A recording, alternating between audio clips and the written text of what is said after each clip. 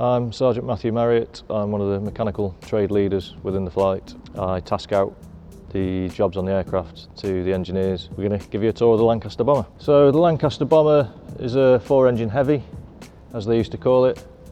It's got a crew of 7. That was made up of a bomb aimer, the pilot, flight engineer, wireless operator, navigator, mid-upper gunner and the tail gunner.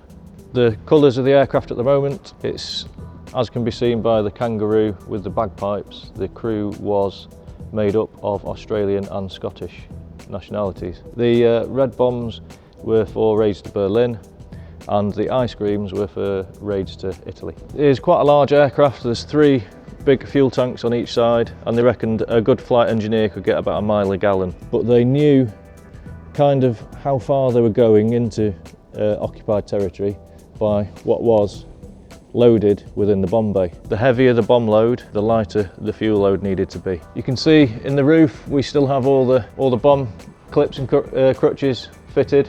It could carry quite a range of different munitions, all the way up to, as indicated on the bomb loading chart there, a 4,000 pound bomb.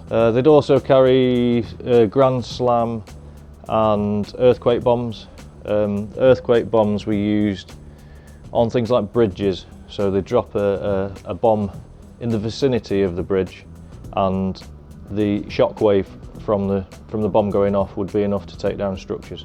So sat on the top of the aircraft is the mid-upper turret. That was used along with the tail guns and the nose guns for defence of the aircraft. Moving round to the tail position, this would have been occupied by who they called Tail End Charlie. It's a very small, very cramped area.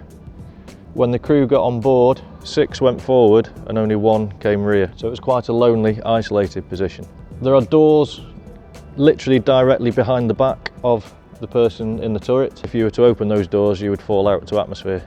Inside the aircraft, it's, as you can see, the green area the other side, it's the external skin of the aircraft. Inside the Lancaster, as you can see, it's really basic structure. It's one of the early sort of semi-monocoque constructions of an aircraft. Very basic, and you can tell it's a machine built for war and not for comfort. You can see the ammunition track up each side. They run all the way back to the tail turret.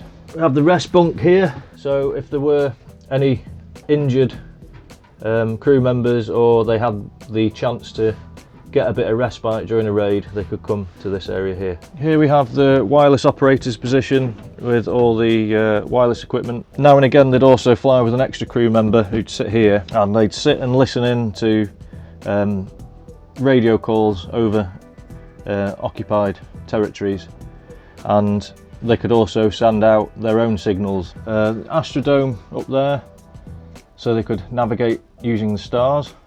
With this pull-out chair is the navigator's position, navigator's desk. During the war, they would have flown with only 1 pilot, so the flight engineer would sit here, managing all the engine equipment and fuel tanks. There are stories of pilots getting dragged into the CO's office when they get back from a raid because there's been a particularly bouncy landing, and it's as they've been trying to instruct their engineer on how to land the aircraft. Through the small hatch there is the bomb aimer's position, and the bomb aimer would also double as the nose gunner. Later in the war they developed computers to help with bomb aiming, just to increase the accuracy, because early in the war it was a really inaccurate business. I believe it was 5 minutes they had to fly straight and level for the computer to work out where they were so they could make sure they got the bombs on target. If you can imagine flying into a barrage of flak, which you can see explosions going off all around you, flying straight and level for a computer, a very dated computer, to work out where you needed to drop your bomb, it must have been absolutely terrifying. Thank you very much. I hope you've enjoyed the tour of the Lancaster bomber.